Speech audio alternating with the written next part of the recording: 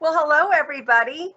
I cannot believe that the temperature outside does not exceed 50 degrees, and we are actually wearing sweaters for the first time this fall. So happy winter or happy autumn chilly day. It's great to have all of you with us today. I hope everybody's doing well. I hope everybody's healthy. I hope your families are doing well. And I'm here today to address any questions that you have. So the first thing I want attendees to do is to put any questions you have into the chat. We do have registration.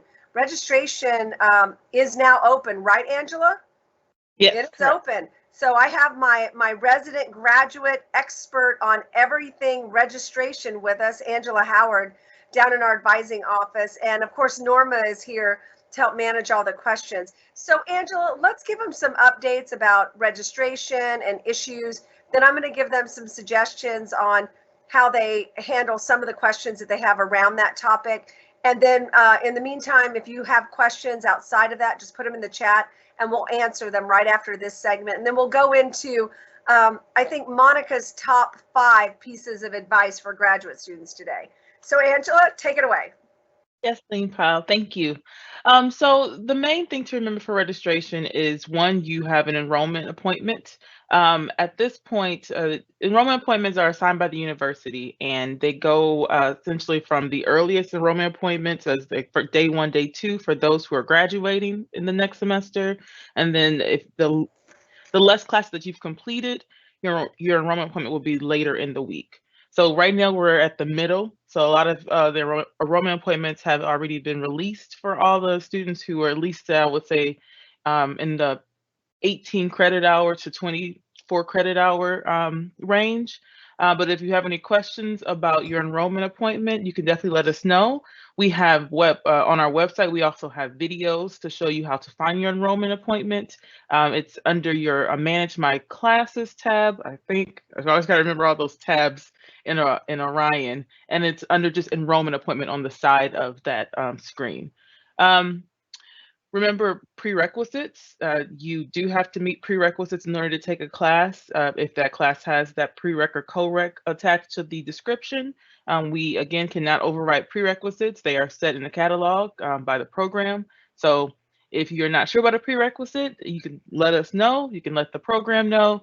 And if you think you meet that prerequisite and maybe you could waive that prereq, you can also send that form in online, and all these forms are found on the JSOM website. So if you just Google on the JSOM website waiver form, you will find that. Those are my main things: prerequisites, enrollment times. You Enroll know, early. Yeah. yes, enroll early. Angela, thank you for those updates. I just want to reiterate something that Angela said. Advising cannot override prerequisites, and you cannot go to a faculty member and ask them to override the prerequisites. You know, they may hear a few words from you and say, oh, yeah, it's fine. You can be in my class. But we have to follow the catalog and course requirements. So therefore, the answer to that question is no. Even if a faculty member says, well, yeah, sure, you can be in my class, that's really not true. Because we are obliged to what the catalog says about course requirements. The other thing that I just want to point out to students, it's around the topic of, you know, what if I need advice on my degree plan? Now, an advising appointment is not a designated appointment when you meet with an advisor and you enroll in classes. Obviously, you know that. But if you need help in terms of what it is you need to enroll in, as a continuing student, you probably have a degree audit out there on e-learning, and it's going to show you exactly what it is you need to take in order to fulfill your degree requirements. So that's the first place you should go. Look at e-learning, see what has not been fulfilled, and then if you still have questions, especially questions around, do I go in this track or that track, or this concentration or that concentration? Reach out to your program director or your program manager, academic support coordinator. Those are the best people to ask those questions to.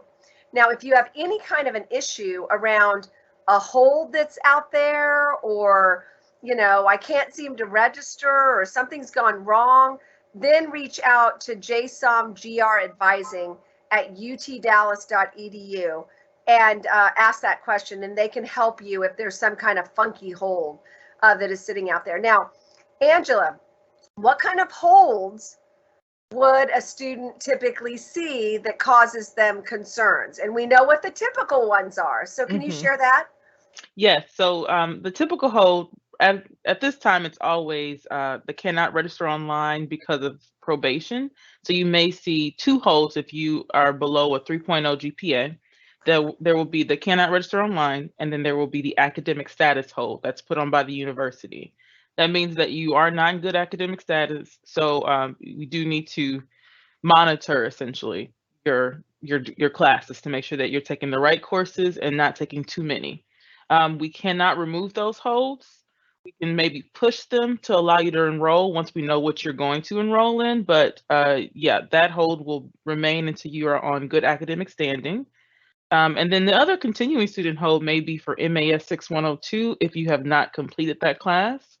If you have completed it and that hold's still there, reach out to us. But if you withdrew from that class and you never re-enrolled in it, that hold will remain. And you may not be able to complete any more courses if you don't finish that program prerequisite.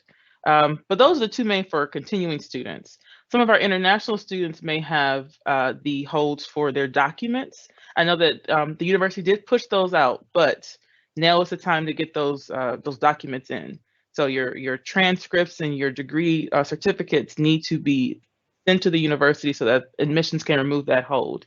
And then I know that I don't think you guys should have this if you're international. The ISSO hold should have been already removed. You should have completed that orientation and during the first few weeks of the semester. And then maybe TB test holds. If you didn't complete that, I believe that should be gone too, but you never know. So just be sure to check in your Orion account under the task folder or the task bar to make sure that you can see what your holds are and then contact that individual department. And they usually do have their contact information there. Yeah, thank you. That was really helpful to kind of talk about that. Now, I know that all of you are busy kind of recovering from midterms and looking forward to the end of the semester and getting prepared. Please, if you are in a situation where you're having a struggle in a class, now is the time to be reaching out. Now is the time to be engaging a faculty member about what do I need to do on the last exam or the project or the presentation so that I can, do well in this class. Don't wait until the night before a final or the night before the last test and say, I'm in trouble. Do something about it now. Yes, please. So that would really help you and would help us. So Norma, what kind of questions do we have from folks that are attending? So the first question that we have is, what is the mode of classes for spring 2022? Will hybrid classes and online classes continue? Wow, that's a really great question. So technically, there are only 3 modes in the spring. Face-to-face, which are the great majority of classes. There are a few hybrids in there, and you can tell by looking at the class description. There are a few hybrids, which mean you come to class one week, you're online the next. But there aren't very many of those. And then there are OW classes, which are the fully asynchronous classes that are out there. We are not doing any remote classes this next spring. And if there's one thing that we've learned from the pandemic is that our students love that. They love the remote modality. We have fully employed students who it's easier for them to stay at the office and attend class remotely live than it is to get in the car and drive across. And I think that in the future, we might see the concept of remote come back. But for spring 2022, they are face-to-face classes, a few hybrids, not very many of them, and fully asynchronous classes with a section number that has an OW in it. So those are the options for spring 2022. Now, I know a lot of students are saying, but I really like that remote. You can really like it, but it just isn't an option for spring. We got to get back to real classes in real time, in real classrooms. and we'll see what the future brings. I do think that there'll be some other unique options come fall of 2022, but we'll have to wait and see. The next question is, there is a course which had certain prerequisites which I finished, but now suddenly the prerequisites have changed and I am not eligible anymore.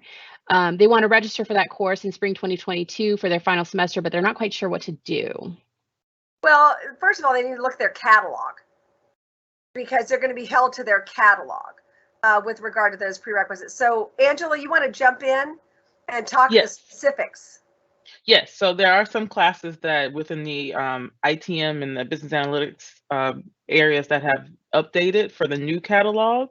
But if you're on an older catalog, you can enroll in it. We'll just have to help you. So just email JSOM GR Advising and let us know what the class is, and we will look up your catalog to make sure that you're okay, and then we can enroll you in that. So if that ever happens in general, you can email JSOM GR Advising as long as you know that you've met the prerequisite. If you just want to take the class, as Dr. Powell said, that is not okay. We won't be able to override those prerequisites. But if you met the prereq, we can definitely look it up and help you. That was a great question, actually. We don't get asked that question often enough. So, Marmo, do we have other questions? So those are the only questions that are submitted for right now, but I do want to ask a question of my own. I don't know if we want to remind students when the university is closed for Thanksgiving and for winter break, just so that they can keep that in mind when they're trying to get things done. Well, Angela is going to pull up that academic calendar and she's going to give them. I do believe this year we have fall break during Thanksgiving week. Is that true, Angela? And there are no classes during the week of Thanksgiving. Is that correct? So yes, so the Thanksgiving holidays, of course, November 25th through November 28th. But usually fall break is a little bit before that. So it starts on Monday, the 22nd. So yeah, you will have no classes from the 22nd until the 28th, and you come back to class the 29th of November. Yeah, our fall break comes really late. Yes, it does. Yes. And then the winter break, oh gosh, the last day of classes is December 7th is the last day of courses, the actual last day. Right. And then, of course, you have the finals until the 15th, and then you're scot-free until the new year. You know, that brings up a question, Norma, that I have been asked a lot, and I think faculty have asked a lot. There are a lot of students who have asked, can I leave early and then arrive late in the spring? If you do that, you face the consequences of doing that. And there's no expectation that your faculty have to work with you on that. So I would be very careful about thinking that it's just okay to show up when you show up, because there could be consequences for class participation or just things that you might miss. So, you know, it is completely at a faculty member's discretion as to whether or not they accommodate you. But, you know, really you are expected to be here when classes start. And that will be January 10th. January the 10th. That comes early in January of 2022. Last year, or for January of 2021, it was late. So, interesting times. Mm-hmm. Perfect. And so I know we talked about the last day of classes for, you know, for fall break and for the semester, but I did mention in the chat that the university will be completely closed on Thursday and Friday of Thanksgiving week. And then we will also be closed for winter break starting on December 23rd and will reopen on January 3rd, just so everybody is aware. Yes. I have another question for you guys. How does it work if my current class is a prerequisite for the next class that I have to take? The schedule will know it. They will know that you are currently enrolled in that class. Right. Even though you haven't completed it, the system will know it. Yes. Now, if you don't pass the current class that you're in, you will have to then be withdrawn from or dropped from the next course in spring 2022 before classes begin. But yes, the system can read that you're in the current prerequisite. You can enroll or co-requisite. Sometimes co-recs can be a little odd. So if you have an issue, just let us know. But yes, it will be able to allow you to enroll. That was another great question. Mm-hmm. That looks like all the ones that we have right now. You know, Norma, this shows that our students are really paying attention and really on top of things. So since we don't have any more questions, at least relative to those topics, and of course, anytime throughout this live webinar, please put your questions in, and Norma will make sure that I get asked those, and either I or Angela can answer them. But since I do have an audience, you know, sometimes I like to give graduate students a little bit of advice. You know, I am not a spring chicken. I'm an aging chicken, and I would hope with age comes wisdom. So I've been involved in graduate management education 35 years, a long, long time.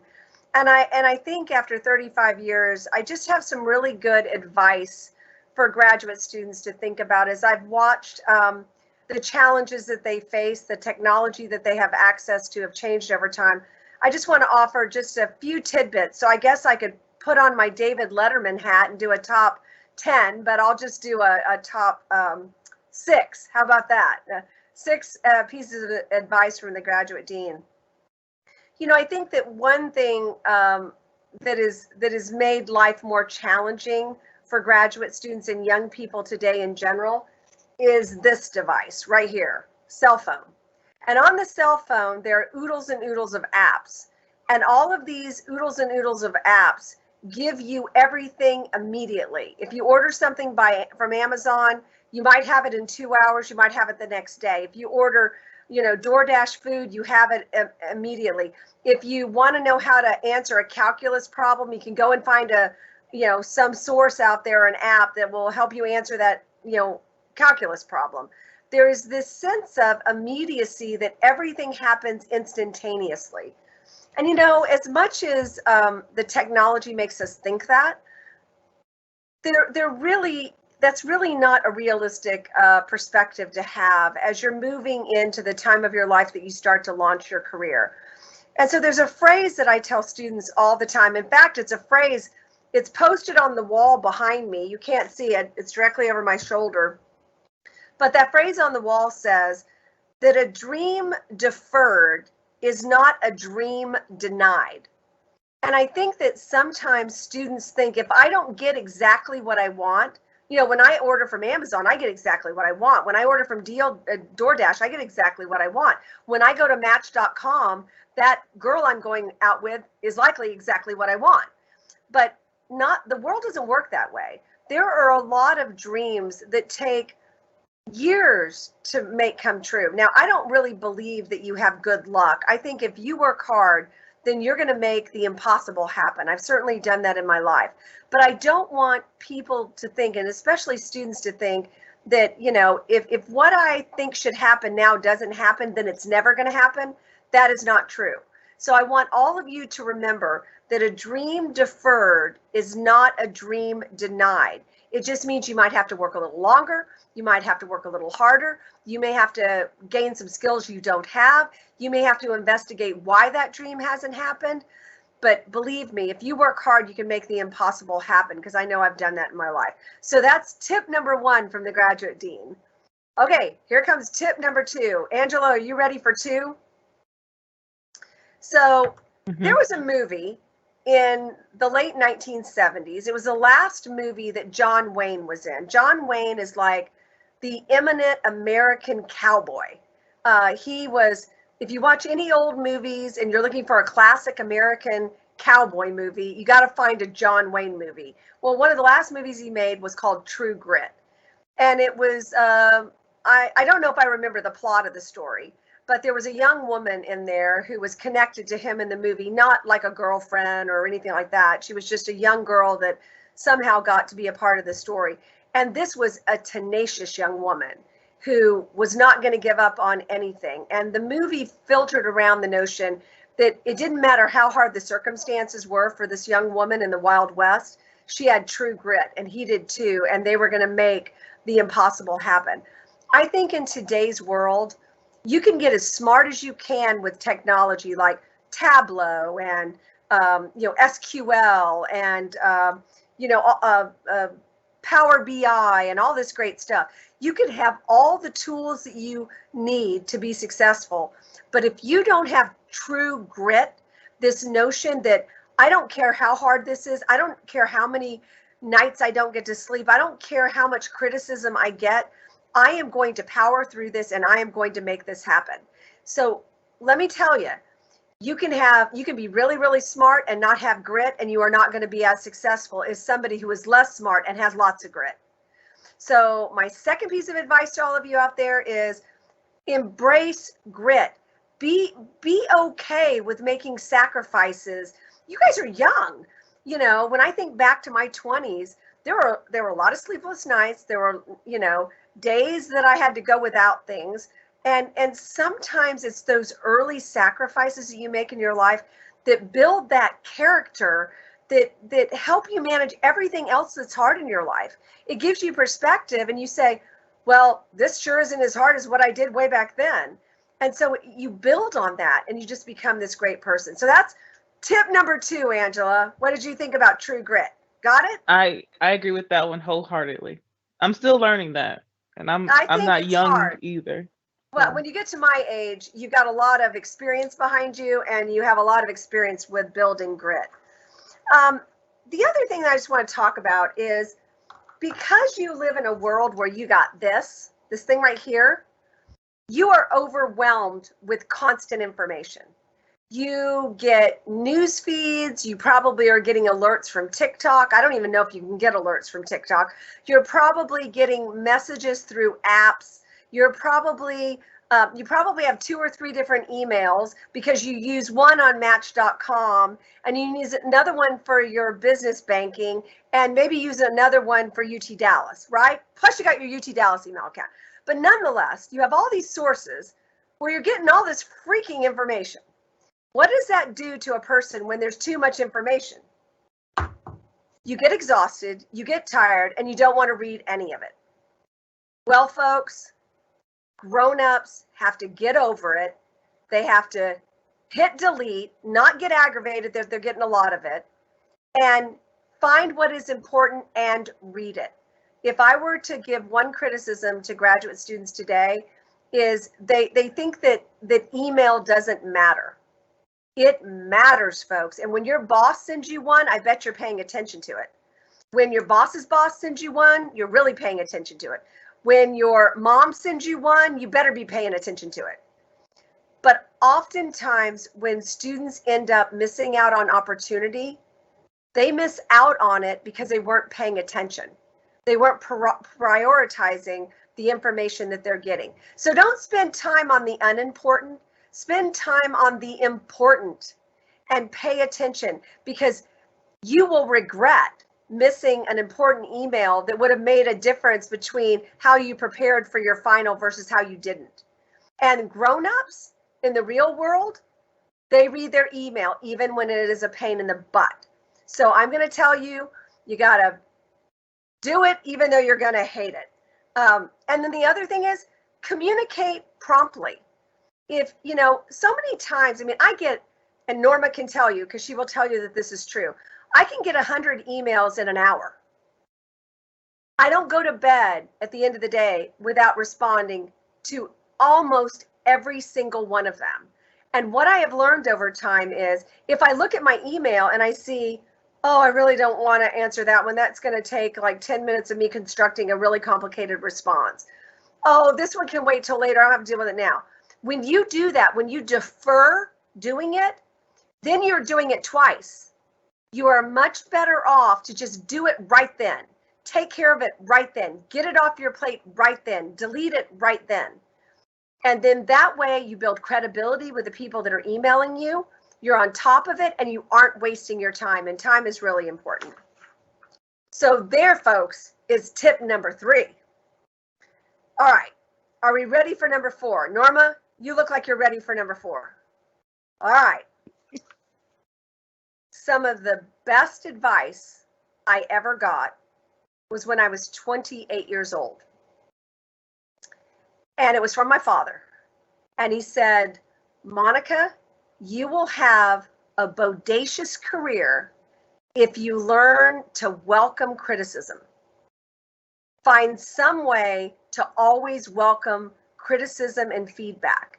And don't be defensive about criticism and feedback, because it is criticism that helps you get better at something. So I was 28 when he gave me this advice. I was in an early academic job, and I went in to have my annual performance review with a senior associate dean, which, by the way, you guys, that's what I am. So this is a long time ago to somebody who is now, at the rank that I am. And at the end of the performance review, the guy said, his name was Tom Berry. He was fabulous.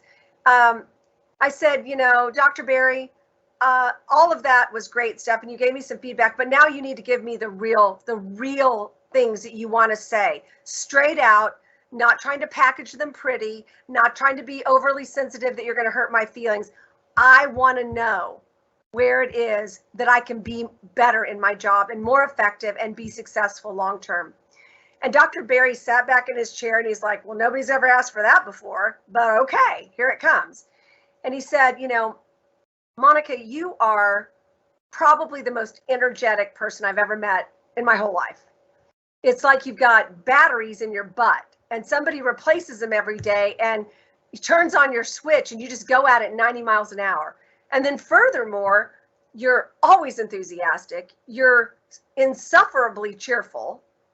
And all of those are really great qualities, awesome qualities. But Monica, you have to be careful when you use those good qualities because you're working in an academic environment. You are young, you're 28 years old. You are running a major degree program. You're dealing with mostly men, almost all men at that time. And you've got to be careful that these people that you want to influence don't perceive your energy, your enthusiasm, and your cheerfulness as being a silly little girl. So you got to get smart to know when you can use that to your favor and when you have to hold it in a little bit, be a little less energetic, a little less cheerful, and maybe not so abundantly enthusiastic so that you have credibility in your job. It was monumentally amazing advice. And anybody who works with me today will tell you that they can see exactly when I tone down my energy, I tone down my enthusiasm, and I tone down my cheerfulness because I have to use my power to influence. Now, not everybody has got batteries in their butt, and not everybody is as cheerful or enthusiastic as I am, but all of us have characteristics that can be positive in one way and negative in another way. Find out what those are. If I hadn't pushed Dr. Berry to tell me at that time, I would have never known. That, my friends, has been my superpower my whole career. That has given me the ability to know when I can influence others by turning it up or turning it down. So, welcome feedback. Ask for feedback. Welcome criticism. And when somebody gives it to you, don't get defensive and say, but I do that because, or I'm not really like that all the time. Don't be defensive. Welcome it. Think about it, make a change, and see how you can use that to your benefit. So, welcome criticism is I guess, was that number 4? I think that was number 4. Mm-hmm. The backside of number 4 is give feedback to those people that are good friends of yours who may have an edge to them that they're not very aware of. Don't be bashful in not telling them that. Be kind, but just say, Jenny, I think you probably may have wanted to say that a little differently than you did. Say it to them privately, not in front of other people. But for the people that you care about, give them feedback too. They will appreciate it. So that's number 4. Are we excited about 5? Is there any enthusiasm about number 5? A lot. Okay, so here's number 5. Folks, accountability matters. When you mess up, fess up. When you don't do a good job, own it. When you're leading a team and your team has let you down, you take the whole burden of that responsibility. It's on you as the leader. So when you haven't done a good job, you are more respected by owning it than you are by denying it. And when you do that, a certain humbleness comes to your heart. A certain humbleness comes that you're more forgiving of other people when they are accountable. When somebody on your project team says, I'm so sorry I let the team down, you're more forgiving of them. You'll reach out to help them to be more accountable. And I think it's hard. I think it's hard in our society where there's so much pressure on perfectionism, for people to not want to say, oops, I could have done that better. I had an oops this week, and I hope that my team will know that I have their back, and I hope that my team will know that when the chips are down, we're going to all come together and get it done. But you can't do that if you aren't honest about your role in the equation. So, folks, accountability matters. If you mess up, fess up. All right, I got one more. Do you want the final one? Yes. All right. So the last thing that I would say to all of you guys, it kind of goes back to some advice my dad gave me. I think we think in life that nearly all of the decisions or the moment where we are in our life is kind of final, that our decisions are final, that we got to make the right one, and it's just so stressful, But folks, probably 99% of the decisions that you make in your life are undecidable. You know what I mean? Now, I know all of you will go out and pick the perfect mate and have, a great marriage. But if it's not, undecided. You might buy a house and find out that there's 11 dogs that live next door. Sell it. You might buy a car that is a lemon that you thought was going to be great as a convertible, and you don't like the wind blowing through your hair. Get rid of it. You may decide that you're in the ITM program and you've done well, but you really need to be in the analytics program. Well, go check out and see if you can get in that program. Most of what we decide in life is undecidable. But the key is not putting yourself in a position where you have to decide. Don't let decision-making paralyze you. Talk to people, gather information. Don't be quick to the draw to make a decision that you might later regret. I think that students feel like they're under pressure and they don't have time to do that. Make time. So many resources are right at your fingertips here. If you get 3 job offers, go talk to your program director. Have them help you evaluate the job offer. If you've been asked to do something and you really don't want to do it, go seek out a friend and say, how do I handle this?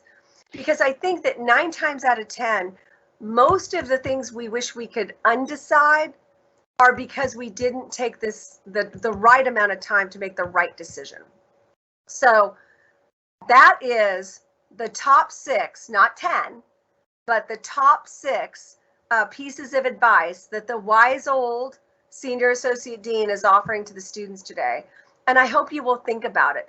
I guess the last thing I would say to our students who are attending live or who might watch this as a recording, I think it is really important for you to slow down a little bit sometime, really, really relish the people in your life that can help you make the journey easier. My father is no longer with us, and so I can't reach out to him and ask him for the great advice that he's given me my whole life. But there are so many wonderful people, brothers, sisters, your seniors, people that have come before you. There's faculty, there's friends. Don't suffer through something in silence. Everybody goes through something, and everybody needs someone. So don't do it alone. And so I guess those are my thoughts, Angela, Norma. I don't know if I was very profound, but those were the things that were top of mind for me this morning. It was great. Great advice. We do have some more questions that have come in. Awesome. The first one is, why can I only sign up for 4 classes in spring 2022? Ooh, Angela. Yes. So JSOM has a limit on all students for the beginning of registration, and that's registration just began 2 days ago. We are still at very early registration. All students have a 13 credit hour limit for the beginning of registration for the fall and the spring semesters, and a 10 credit hour limit for the summer semesters. However, this limit does not last the entire time for registration. It will be released, and then you will be able to enroll in more coursework, up to 18 credit hours. I think it is online. We do put the deadline or the date that the limit is released online on the JSOM webpage. So I'll double check to make sure it's there. If it's not, you probably will see it in the next day or two. But yes, there is always a limit for all of the students at the very beginning of registration, because we So want people to be Angela, able to enroll and not would you hoard like the classes. would you like to know why we have Oh, that limit? oh It's yeah, I a remember. very, very, very good reason, you guys, why we Yeah, put a limit on. We yeah. long ago we didn't have a limit. And 2016. what happened is that the continuing students decided to enroll in as many classes as they possibly could. And they wanted to wait until the first week of class to decide to drop and then drop, half of the courses. Well, Too the late. problem with that is that it took up space in classes that other students couldn't get. And that was unfair. So we adopted this policy such that it gives everybody the chance to get classes and then the chance to add them, because we raised that limit right at the very end, right? Like Yeah. I think it's the Friday before classes start or something like that. It might be a little earlier actually, because Yeah, once we maybe a know few that days early. people are in, we definitely release them. Yeah, and But yeah, so you will be able to add more classes if you want to, but I'm guessing the person that asked that question may have been somebody who wanted to test out some classes and then would end up dropping them. So that's the reason that rule is there. This next question comes from an online student. How do I register for classes with an advisor for an online MS? I understand appointments aren't available and students are served on a walk-in basis, but they can't walk in because they're an online student. So they can email jsomgradvising@utdallas.edu, and we can assist them with enrolling. It is very busy, we understand, so we do answer the emails in the order that we receive them, but definitely send us an email if you're having issues with enrollment. But You yeah, can we'll enroll help you. this Yeah, and you can enroll yourself as right. long as you have no holds and there's no prereq issues. You can definitely enroll yourself. So enroll yourself in whatever you can, and then if there are issues, let us know. But enroll Yeah. yourself. Don't wait as soon as your time starts. And I would reach out to your program. Also, I mean, if you want to take only online classes, only OW classes, if you're in the online supply chain program, reach out to David Whitfield. If you're in the business analytics online, reach out to Gaurav. So reach out to your program director and they can help you, but you should be able to enroll yourself unless there's some kind of hold. On the front page of the advising website, they've got these great little videos that talk about, pieces of enrollment. They're like 30 seconds long, really short ones. That'll help you, but try to do it on your own. And I think, Norma, we just did a webinar on that where we actually showed them the process, like the tiles and, we recently did that. So there's another webinar on our YouTube channel that will show that. Norma may be able to find it and put it in the chat. Yeah, I'll go ahead and include the link to the registration page of advising, because it actually takes a lot of those subjects that you're talking about with the tiles and has these little short videos about how to do all of that. So I'll be sure to include that in the chat so you can click on it. Our next question is, for a few courses, professors are not yet given in the curriculum. Can you please let us know when professors will be listed for these courses? They will be listed as they are assigned. So at any time, right up until classes begin. There are faculty that are adding courses to their spring schedule. There are faculty that are taking classes away from their spring schedule. So you could see that staff right up until class starts. But we try to put in as many of them as we can as soon as we know. Oh, can I make a comment? I want to make a comment about that. Our students revere our faculty. It is clear from our exit surveys that is the thing that they loved the most while they were here. So don't get too caught up with thinking that you need to have faculty member X versus faculty member Y. I can promise you that faculty member X is going to give you a good experience. You know, sometimes your seniors will say, oh, don't take that class unless you get Professor X, but you're going to be just fine. So sign up for the classes and don't let that be a reason to not register for a class. Perfect. Well, those are all the questions that we have submitted. Wow, that is really terrific. Well, our town hall today was about 41 minutes. We hope that for those of you that joined us, you got something out of it. We'd love to hear your feedback. If you think that there is something that we can cover in a monthly town hall in this format that you think will be really helpful, let us know. We're glad to experiment, give it a good old college try. Some of it will work, some of it may not, but we really want to get your perspectives on the things that we cover here and if they are helpful for you. So let us know. In the meantime, I want all of you who I know are crazy busy, don't have time to be listening to me, before the week is out, call your mother. If you can't get in touch with your mother, call your Nana or your grandma. Let your family know that even though you are really busy, you're still thinking about them and you love them. So I guess that's my last bit of advice for our graduate students. Just because you think you're all grown up, and you are, you still need to call your mama. So I guess I'll end it there and thank Angela for joining us this afternoon, and Norma always for managing everything that we do electronically. We are really grateful. You guys go and have a great rest of November. You know, I guess there would be one other thing that I would say, since this is the last time I'll chat with you this month, is that Thanksgiving is my favorite holiday. And you know, it's a unique American holiday. I hope that if you're celebrating it here in the US, that you'll experience it American style. So have yourself some turkey, some dressing, some gravy, some pumpkin pie, and really focus on what we have to be so grateful for. We've come out of a horrible time in our world's history, and I am so grateful for where we are, and I know you are too. So that's what Thanksgiving is all about. So go enjoy, and we'll see you guys next month.